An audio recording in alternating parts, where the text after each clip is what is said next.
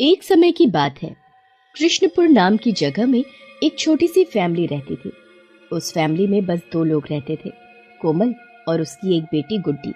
कुछ ही दिन बाद गुड्डी का जन्मदिन आने वाला था। वो 7 साल की होने वाली थी। गुड्डी को बाहर घूमने का बहुत शौक था। एक दिन कोमल सोचती है कि वो अपनी बेटी गुड्डी को उसके जन्मदिन पर क्या गिफ्ट दे। एक दिन जब कोमल और गुड्डी साथ में बैठकर टीवी देख रहे होते हैं, तब गुड्डी अपनी माँ से बोलती है, माँ, मेरा बर्थडे आने वाला है, तो आप मुझे क्या गिफ्ट दोगे? अच्छा गुड्डी, तुम ही बताओ कि तुम्हें क्या गिफ्ट चाहिए। अगर तुम्हें कोई अपनी पसंद की चीज चाहिए तो मुझे बता दो। नहीं माँ, अभी तक तो मैंने अपने बर्थडे गिफ्ट के बारे में कुछ सोचा ही नहीं है। जब सोच लूंगी तब मैं आपको खुद ही बता दूंगी। चलो ठीक है, जब तुम अपने गिफ्ट के बारे में सोच लो तो फिर मुझे बता देना। ओके माँ। अच्छा माँ, चलो गिफ्ट तो होता रहेगा।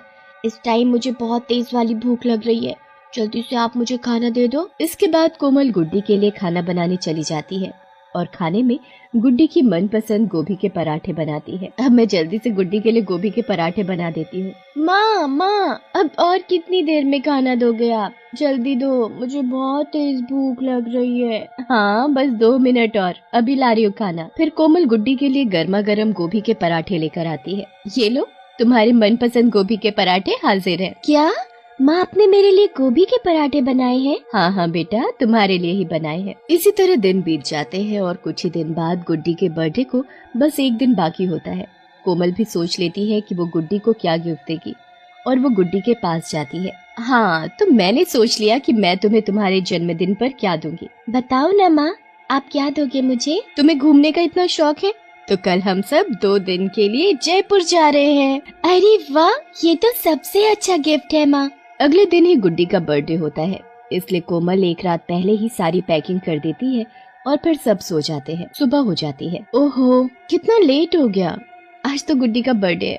चलो जी जल्दी उठो, गुड्डी के पास जाकर उसे बर्थडे विश करते हैं। फिर कोमल और राजेश दोनों गुड्डी के पास जाकर उसे बड़े प्यार से बर्थडे विश करते हैं। हैप्पी बर्थडे हमारी प्यारी सी गुड़िया रानी। Thank you mummy papa. चलो अब जल्दी से उठकर तैयार हो जाओ, हमें कहीं निकलना है, हमें लेट हो रहा है। हम कहाँ जा रहे हैं? सरप्राइज है तुम्हारे लिए। सरप्राइज? कैसा सरप्राइज माँ? वो तो तुम्हें कुछ ही देर में पता चल जाएगा। नहीं माँ, बताओ ना माँ, क्या सरप्राइज है मेरे लिए? नहीं, मैं तुम्हें नहीं बताऊंगी। उसके बाद पूरा परिवार जयपुर के लिए निकल पड़ता है और शाम तक जयपुर पहुँच जाते हैं। होटल पहुँचते पहुँचते रात हो जाती है और तभी बादल गरजने लगते हैं और कोमल को भी कुछ अजीब सा महसूस होने लगता है। ये बादल इतने क्यों गरज रहे हैं? अभी तो मौसम सही था, एकदम से क्या हो गया? लगता है बारिश होने वाली है। चलो जल्दी अंदर चलो। सब लोग होटल के अंदर जाते हैं। एक्सक्यूज मी, हमें एक रूम चाहिए। सर, फिलहाल तो कोई रूम नहीं है हमारे पास। हाँ, पर एक रूम है। हाँ, तो आप वही दे दीजिए हमें। अरे, ये मैंने क्या बोल दिया? ये तो वही रूम है जिसमें कई दिनों पहले कुछ भूतिया घटना हुई थी। खैर मुझे क्या, हमें तो पैसों से मतलब है। फिर मैनेजर उन सबको उस कमरे में ले जाता है। फिर थोड़ी देर बाद 12 बज जाते हैं। माँ, मेरा बर्थडे तो आपने मनाया ही नहीं। मनाएंगे बेटा, पर अभी नहीं, कल। मेरे सिर में थोड़ा दर्द है, तो चलो अब हम सब सो जाते हैं। ठीक है माँ। उसके बाद गुड्डी सो जाती है। कमरे में थोड़ी गर्मी होती है, इसलिए कोमल पंखा चला देती है, पर पंखे के चलते ही उसमें से अजीब सी आवाज आने लगती है। अरे, ये पंखे में से कैसी आवाज आ रही है? पता नहीं कितने साल पुराना पंखा है, इसीलिए आवाज कर रहा होगा। तुम सो जाओ। कोमल अपने बिस्तर पर जाकर लेट जाती है। जैसे ही कोमल लेटती है और अपनी आंखें बंद करती है, उसे ऐसा लगता है जैसे कि उसे कोई देख रहा है। मुझे ऐसा क्यों लग रहा है जैसे कोई मुझे देख रहा है? शायद ये मेरा भ्रम होगा। चलो मैं अब सो जाती हूँ। कोमल दोबारा अपनी आंखें बंद करती है, तभी पंखा अपने आप ही बंद हो जाता है। ये पंखा बंद कैसे हो गया? मैं तो चला कर आई थी। कोमल ऊपर देखती है तो पंखे पर एक चुड़ैल बैठी जोर जोर से हंस रही होती है।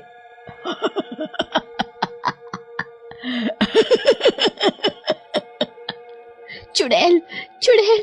हे भगवान, ये चुड़ैल कहाँ से आ गई? कहाँ से तो तुम लोग आए हो? मैं तो यही रहती हूँ, ये मेरा कमरा है। तुम्हारी हिम्मत कैसे हुई यहाँ आने की? यहाँ जो भी आता है कभी जिंदा वापस नहीं जाता। सब जल्दी से भागकर दरवाजे की तरफ जाते हैं, पर दरवाजा खुलता ही नहीं। राजेश दरवाजे को तोड़ने की भी कोशिश करता है, पर सब मेहनत बेकार जाती है। मुझे बहुत डर लग रहा है पापा, बेटा डरो मत, हम हैं ना तुम्हारे साथ। कोई भी कुछ नहीं कर पाएगा। चल, तू इतनी डरी हुई है तो मैं एक काम करूंगी, तुझे सबसे आखिर में मारूंगी। मुझे नहीं मरना, मुझे बचा लो पापा। राजेश, कोमल और गुड्डी जल्दी से बालकनी में जाते हैं तो वहां का दरवाजा भी बंद हो जाता है और उसके बाद खिड़की भी अपने आप बंद हो जाती है। कोई है, बचाओ हमें, यहाँ चुड़ैल है। अरे कोई तो सुनो, कोमल जल्दी से मैनेजर को फोन लगाओ। कोमल जैसे ही फोन के पास जाती है, चुड़ैल फोन को हवा में उड़ा देती है और फिर उसकी तार कोमल के गले में लपेट देती है।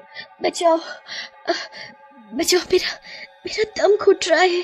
अभी तुझे और तड़पाऊंगी, फिर तुझे मारूंगी। चुड़ैल कोमल को खूब तड़पाती है और फिर दूर हवा में फेंक देती है, जिससे कि कोमल का सिर सीधा दीवार में जाकर लगता है। तुम ठीक तो हो ना कोमल? माँ, आपको क्या हो गया माँ?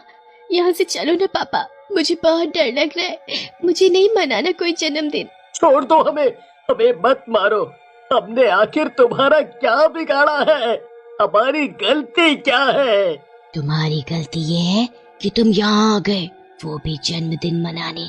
बिल्कुल मेरी तरह, जैसे मैं आई थी कुछ सालों पहले अपने पति के साथ। मैं कितनी खुश थी, पर क्या हुआ था फिर? वो मेरा आखिरी जन्मदिन था। मेरे पति ने पहले मेरा केक कटवाया और मुझे बड़े प्यार से केक खिलाया, पर उस केक में पहले से कुछ मिला हुआ था, जिससे मुझे होश नहीं रहा और फिर उसने मुझे पंखे से लटकाकर मार डाला। पर क्यों मारा उसने तुम्हें? क्योंकि उसे किसी और से शादी करनी थी, मुझसे नहीं। उस दिन से मैं इस पंखे पर एक चुड़ैल बनकर लटक रही हूँ और जब भी कोई इस कमरे में आता है तो मैं उसको बिल्कुल वैसी ही मौत देती हूँ जैसी मेरी हुई थी। पर हमने तो तुम्हारे साथ कुछ बुरा नहीं किया। मैं अच्छा बुरा कुछ नहीं जानती, मैं तो बस जानती हूँ कि मुझे हर एक उस इंसान को पंखे से लटका कर मारना है जो इस कमरे में रहने आएगा। ये कमरा मेरी जान है, ये है तो मैं हूँ। मुझे लगता है इस चुड़ैल की जान इस पंखे में है। अगर हम पंखे को ही उखाड़ दें तो शायद ये चुड़ैल भी खत्म हो जाएगी। हाँ कोमल, तुम शायद सही बोल रही हो और हम यहाँ फंस तो चुके ही हैं, तो मरने से अच्छा है एक बार कोशिश करके देख ले। पर कैसे? इस पंखे को इस चुड़ैल की नजरों के सामने उखाड़ना आसान नहीं है। क्या खुसर फुसर कर रहे हो तुम दोनों? कि पहले तुम दोनों में से कौन लटकना चाहेगा? नहीं, मैं तो कोमल को बस यही बोल रहा था कि इतनी बड़ी चुड़ैल इस पंखे पर नहीं बैठ सकती। ये पंखा इतना पुराना और कमजोर है कि ये तो एक बच्चे के बोझ से भी नीचे गिर जाएगा। एक शब्द मत बोलना इस पंखे को। मैं खुद इस पंखे पर इतने सालों से रह रही हूँ और मैंने जाने कितने लोगों को इसी पंखे से लटका कर मारा है। ओहो, तुम रह रही हो ना, पर तुम तो एक चुड़ैल हो और चुड़ैल का इस पंखे पर बैठना और एक इंसान का बैठना अलग बात है ना। ऐसी बात है तो तुम इस पंखे पर बैठकर देख सकते हो, ये पंखा फिर भी नहीं गिरेगा। चुड़ैल राजेश की बातों में आ जाती है और पंखे से नीचे उतर जाती है। उसके बाद चुड़ैल एक चुटकी से राजेश को पंखे पर बिठा देती है। पंकज जल्दी से चुड़ैल का ध्यान इधर उधर बटाकर उस पंखे का पेच घुमा देता है। बिल्कुल सच कहा था तुमने, ये पंखा तो बहुत ही मजबूत है। तो अब तैयार हो जाओ सब के सब मरने के लिए। चुड़ैल पंखे के ऊपर जाकर बैठ जाती है और एक चुन्नी पंखे से लटका देती है ताकि वो सबको मार सके। पर वो चुड़ैल सबको मारती इससे पहले ही पंखे का पेंच बाहर आ जाता है और पंखे के साथ वो चुड़ैल नीचे गिर जाती है। नहीं, ये नहीं हो सकता। मेरा पंखा, अब मैं कहाँ रहूंगी? अब मैं सबको कैसे मारूंगी?